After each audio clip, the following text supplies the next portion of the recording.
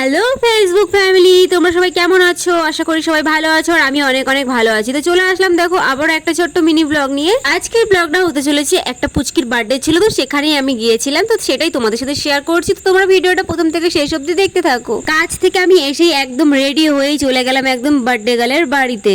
আমি তো ভেবেছিলাম কেক কাটা মারা হয়ে গেছে, কিন্তু না, কেক কাটা হয়নি। এখানে সবে আয়োজন চলছে, খাবার দাবারও রেডি হচ্ছে। তো চলো তোমাদেরকে বার্থডে গার্লের সাথে পরিচয় করে দিই। এই দেখো, এই পুচকিটার হলো আজকে বার্থডে, আর বার্থডে গার্লের জন্য যে গিফট এনেছিলাম সেটা ওকে দিলাম, আর ও তো ভীষণ খুশি, তাই ছুটতে দেখো দৌড়ে ওর মায়ের কাছে চলে গেল গিফটটা রাখতে। আর গিফট পেলে ছোট আর বড় কি সবাই খুবই আনন্দ পায়, তাই না? তারপর কেক কাটার পর্ব শুরু হয়ে যায়, কিন্তু আমি ওখানে ক্যামেরাটাকে অন করেই রেখে দিয়েছিলাম, স্টার্ট আর করিনি। পরে যখন বাড়ি এসেছি দেখছি গ্যালারিতে ভিডিওটাই নেই, তারপরে পরে বুঝলাম আমি ভিডিওটাকে স্টার্টই করি। আর এই যে এই পুচকুটাকে দেখছো, এই পুচকুটা কিন্তু এককালে আমার স্টুডেন্ট ছিল, আর আজকে কিন্তু এই পুচকুটার বোনেরই বার্থডে। কেক কাটার পর্ব তো শেষ হয়ে গেছে আর রাতও হয়ে যাচ্ছিল, তাই আমি দেখো এখানে খেতে বসে পড়েছি। আর খাবারটা সত্যি কথা বলতে গরম গরম এত ভালো লাগছিল খেতে, খুব টেস্টিও ছিল। আর রান্না বান্না কিন্তু দারুণ হয়েছিল, অনেক কিছু আইটেম ছিল, কিন্তু আমি শুধু ছোলা বাটারা আর কাবলি ছোলা তরকারি দিয়ে খেয়েছি। তো গাইজ, এই ব্লগটা এখানে শেষ করছি। ভিডিওটা যদি তোমাদের ভালো লেগে থাকে তাহলে বেশি বেশি করে লাইক করো, কমেন্ট করো, শেয়ার করো। তো চলো আজকের মতন টাটা।